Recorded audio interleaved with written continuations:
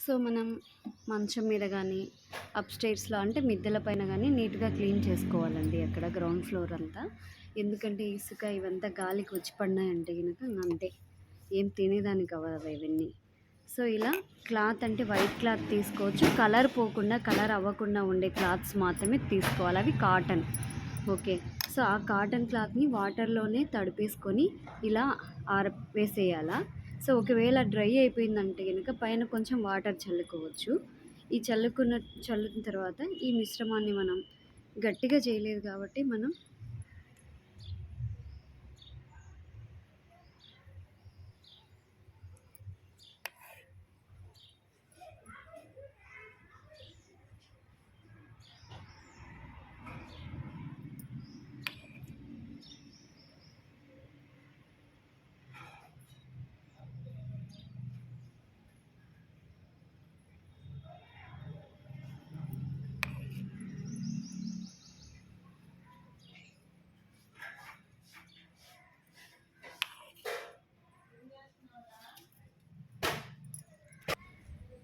So, ఇలా పెట్టినటువంటి వడియాలని బాగా ఎండనివ్వాలి.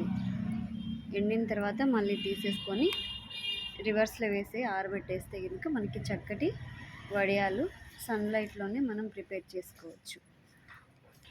ఎలా రిమూవ్ చేయాలనేటువంటివి నెక్స్ట్ వీడియోలో మీకు చెప్తాను.